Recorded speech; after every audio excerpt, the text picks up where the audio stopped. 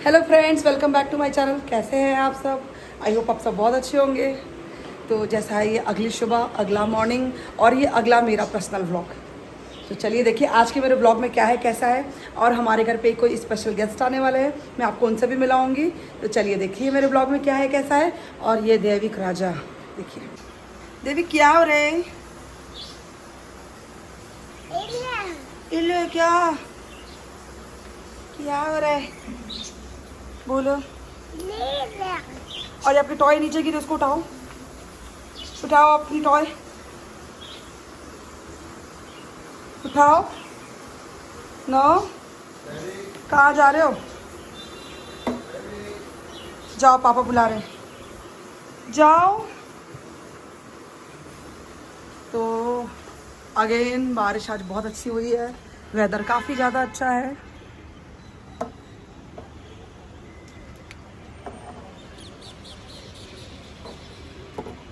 नहीं नहीं, चलो।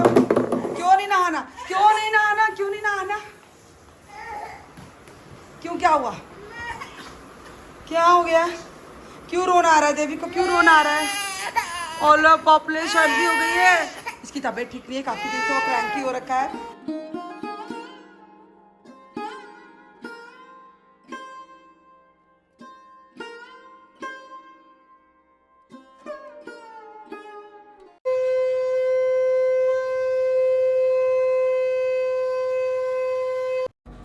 तो दोस्तों, आज कारगिल दिवस है और उस अवसर पे आज हमारे घर अंकल आए हुए थे। वो हमारे गेस्ट थे आज के, जैसा कि मैंने आपको ब्लॉग में बताया था। तो वो आ चुके हैं, हम अभी यहाँ नाश्ता पानी कर रहे हैं। और अंकल के बारे में मैं आपको क्या बताऊं, अंकल रिटायर मेजर रह चुके हैं। इनके 2 बेटे हैं, दोनों अभी कर्नल हैं। और अंकल ने क्या युद्ध लड़ा, कैसे लड़ा, जो भी होगा सब आपको अंकल बताएंगे मेरे ब्लॉग में। तो आप ये सब किस्से और कहानी सुनने के लिए मेरे ब्लॉग में अंत तक बने रहें और लाइक सब्सक्राइब करना तो बिल्कुल भी ना भूलें। ओके, तो चलिए चलते हैं।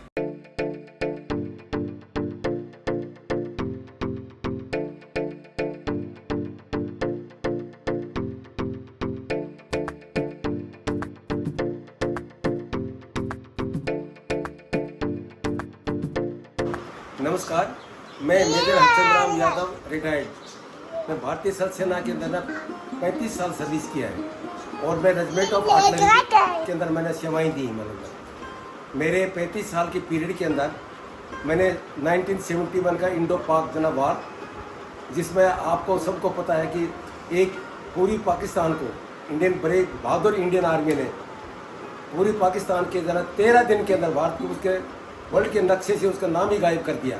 और उसके बाद हमने उसको बांग्लादेश में दिया, बांग्लादेश का झंडा हमने उनको दे दिया। मतलब मैं उस बहादुर आर्मी से बिलोंग करता हूँ। उस बहादुर आर्मी के साथ मैंने सर्विस किया है, जो कि भला क्या है कि 13 दिन के अंदर पाकिस्तान की 93,000 आर्मी को जना उन्होंने जना वो सरेंडर करवा दिया। उनके पास इतना असला था कि वो हमारे साथ 6 महीने के डट कर हमारे साथ वो मुकाबला कर सकते थे। मतलब लेकिन हमारी इंडियन आर्मड फोर्सेज ने उसको समुद्र के रास्ते, हवाई रास्ते और ग्राउंड के रास्ते पर हमारी थल सेना थी ना, उनको चारों तरफ से घेर करके 15 दिन के उनको सरेंडर कर दिया। और 93,000 सैनिकों ने अपने हथियार डाल दिए। और जनरल A.K. नायक जी को जनरल अरोड़ा ने उनको वहाँ पर पिस्टल टेबल पर रखवा करके और पूरी वहाँ पर सरेंडर करवा अपने साइन करवा दिए उन्होंने। 71 का लड़ाई लड़ा और हमारे 93,000 सैनिकों को और उनके परिवारों को लाकर इंडिया के अंदर हमने 1.5 साल तक कैद रखा। उसके बाद जो ना वो गवर्नमेंट का डिसीजन था, वो मैं उसके बारे में नहीं बोलूँगा ज़्यादा। उसके बाद है ना मेरा मतलब दूसरा मेरा युद्ध रहा जो Indian peace keeping force Sri Lanka के अंदर। श्रीलंका के अंदर मैं क्या था कि आर्टिलरी रेजिमेंट के अंदर था। उधर भी हमारी इंडियन आर्मी ने बहुत ही अच्छा, बहुत ही बेहतरीन काम किया उसके अंदर। और वहाँ पर हालांकि हमारे वहाँ पर उसके अंदर क्या हमारे लिए वो नई जगह थी। और उसके अंदर जना कि हमारी इंडियन आर्मी ने बहुत ही बेहतरीन काम किया। और जना जिस प्रयोजन के लिए, जिस पर्पज़ के लिए हम गए हुए थे, उसको हम अचीव करके आए। उसके बाद में अगला मेरा युद्ध था, वो था कारगिल युद्ध। कारगिल युद्ध के अंदर जो हमारी रेजिमेंट कारगिल के अंदर डिप्लॉयड थी। और कारगिल के अंदर भी आपको पता है कि कारगिल युद्ध पूरे वर्ल्ड ने देखा है। और ये इंडियन वर्ल्ड की हिस्ट्री के अंदर ये कारगिल युद्ध दुनिया की सबसे हाईएस्ट, मतलब सबसे हाई एल्टीट्यूड के अंदर था, हाईएस्ट बैटल फील्ड था, जो इतनी ऊंचाई के पर आज तक वर्ल्ड के अंदर किसी भी सेना ने ये युद्ध नहीं लड़ा। और वो युद्ध ऐसा था कि पाकिस्तान की आर्मी 19,000, 20,000, 22,000 फीट के ऊपर जो ना हमारी पोस्ट को जो ना वहाँ पर जो ना वो ऑक्यूपाइड करके बैठे होते ऊपर थे।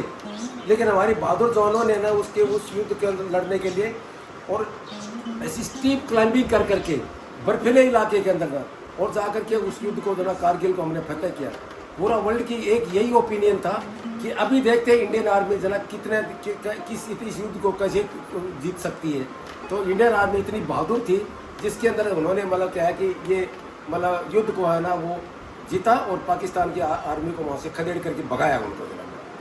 अगला ऑपरेशन एक मैं 1962 ऑपरेशन के बारे में बताना चाहता हूँ कि मैं यादव कास्ट से बिलोंग करता हूँ और एक 1962 ऑपरेशन के अंदर मतलब जो एक अहीर बटालियन 13 कमाऊ रेजिमेंट जो प्योर अहीरों की बटालियन थी जो कि रिजांगला के अंदर उनकी एक चार्ली कंपनी जो कि रिजांगला जो चुसूल एयरपोर्ट के पास के अंदर रिजांगला रिज के ऊपर जना डिप्लॉयड थी और उनके जो कंपनी कमांडर थे मेजर शैतान सिंह परमवीर चक्रा और उनके जना के जो उस कंपनी ने मतलब क्या कि मतलब उस समय क्या था आपको पता है कि उसमें इंडियन आर्मी के लिए युद्ध के लिए इतनी प्रिपेयर नहीं थी।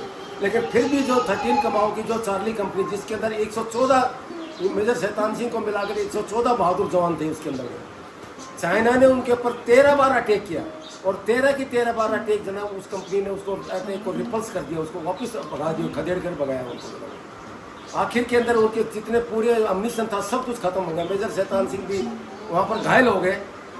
मेजर शैतान सिंह ने बोला कि आप है ना वो कंपनी को बोला कि बहादुर जवानों अभी हमारे पास कोई नहीं आप लोग सब पीछे चले जाओ। कंपनी ने बोला कि नहीं कि सर हम आपको कंपनी कमांडर को छोड़ करके हम नहीं जाएंगे और कंपनी जो उसके साथ वहीं पर लड़ाई लड़ते रहे।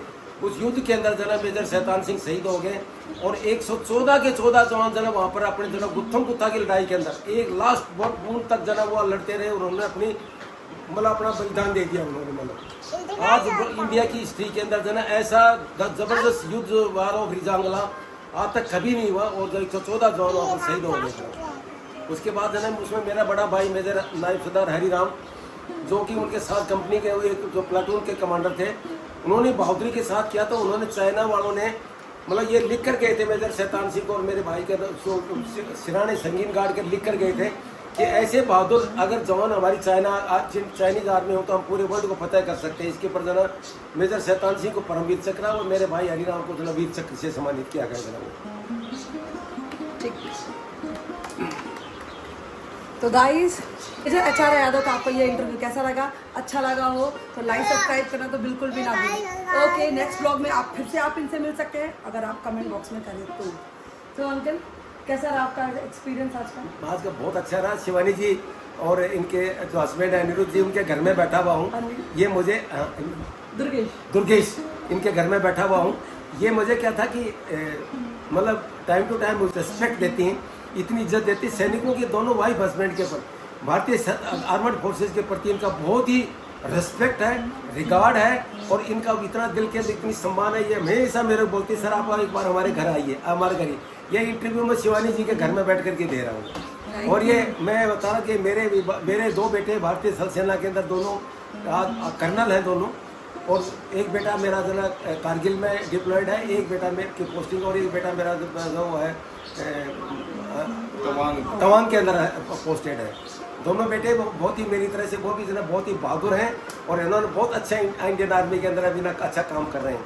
और मैं शिवानी जी का और दुर्गेश जी का बहुत बहुत आभारी हूँ तो इन्होंने मुझे यहाँ पर आकर के इसको मौका दिया और आज मेरा ये इन्होंने इंटरव्यू लिया। मैं तो इतना बहुत बड़ा सा आदमी तो नहीं लेकिन शिवानी जी ने मुझे बहुत बड़ा बना दिया है और जो मैं शिवानी जी का इनका बहुत बहुत धन्यवाद करता हूँ। Thank you very much. जय हिंद जय Bharat. Thank you uncle thank you so much.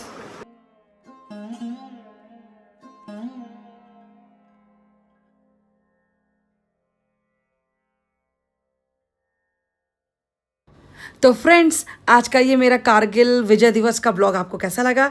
अच्छा लगा हो तो लाइक सब्सक्राइब करना तो बिल्कुल भी ना भूले। ओके फ्रेंड्स चलिए बाय बाय टेक केयर।